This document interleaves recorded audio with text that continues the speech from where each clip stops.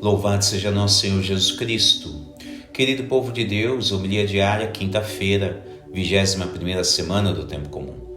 Evangelho de São Mateus, capítulo 24, versos 42 a 51. O cenário descrito na liturgia de hoje a ser contemplado envolve-nos em uma dinâmica a qual Deus quer iluminar todo este mundo, que por vezes, infelizmente, enxergamos trevas das mais variadas formas.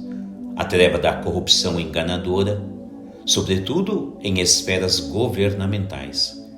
Aqui basta assistir ou ouvir alguns noticiários bons e sérios. A treva de corromper a família criada por Deus. Acima de tudo, quando notamos leis contrárias à vivência familiar e a favor da vida. A treva contra os próprios pais, essencialmente quando percebemos leis que são mais favoráveis a crianças do que aos próprios pais, que são os responsáveis diretos pelos filhos. A treva que corrompe o verdadeiro ensinamento acadêmico, em especial quando tentam excluir ensinamentos religiosos da história, que são todos verdadeiros e funcionam como uma espécie de luz universitária. A treva das imoralidades, particularmente quando os mass média não se preocupam em guardar a pureza dos pequeninos, quanto aos horários de propagandas e comerciais de filmes indecentes ou imorais que ferem o olhar das crianças.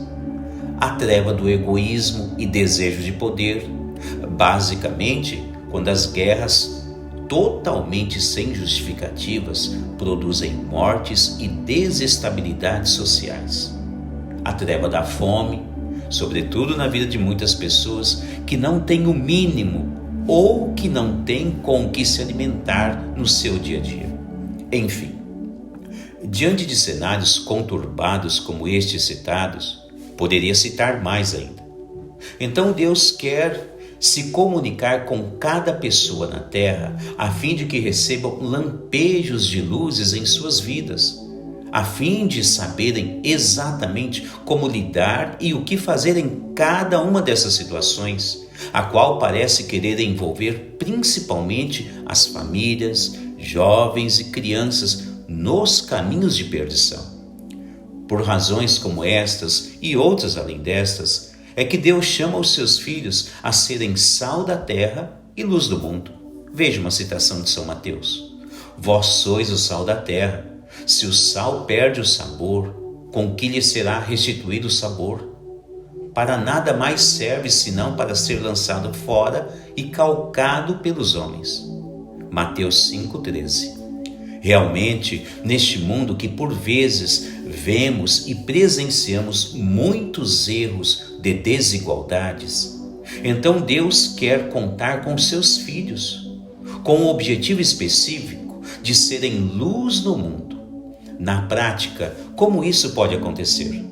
Tomemos como exemplo a primeira leitura de hoje, que enfatiza como aconteceu com São Paulo.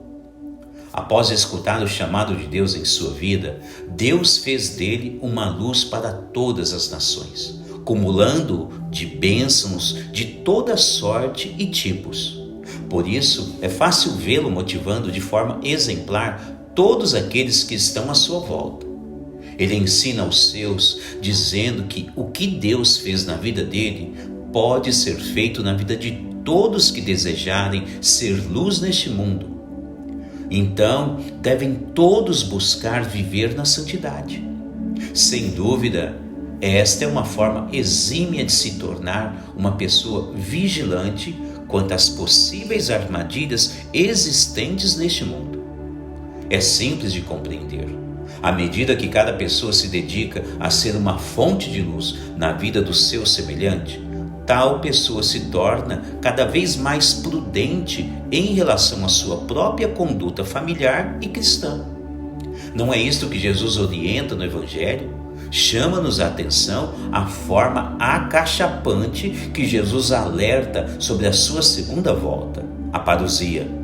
É necessário estar em plena prontidão a fim de que ninguém seja pego de surpresa. Ao usar a analogia do ladrão, que não marca horário para assaltar a sua vítima, Jesus quer alertar todos os seus em relação ao momento do juízo final. E diz que todos devem estar vigiando, pois ninguém sabe a hora de sua volta. Alguns podem até pensar que Jesus está demorando a voltar, ou mesmo pensar que não exista tal credo. E por tal motivo, não queira se preocupar em vigiar e orar. Um erro. O juízo final, indubitavelmente, pode acontecer de duas formas. Primeiro, ou nós morremos e teremos que prestar contas com Deus, ou, como é refletido brevemente hoje, acontece a parousia, isto é, a segunda vinda de Jesus. De um jeito ou de outro, haveremos todos de prestar contas a Deus um dia. Deste pensamento, Jesus quer alertar todos os seus, como se diz no Evangelho. Qual é o empregado fiel e prudente que o Senhor colocou como responsável pelos demais empregados para lhes dar alimento na hora certa? Feliz o empregado cujo Senhor o encontrar agindo assim quando voltar. Em verdade vos digo, ele lhe confiará a administração de todos os seus bens. Significando aqui que tal empregado terá posse de todo o reino eterno ao lado de Jesus.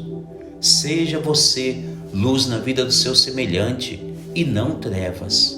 Louvado seja nosso Senhor Jesus Cristo.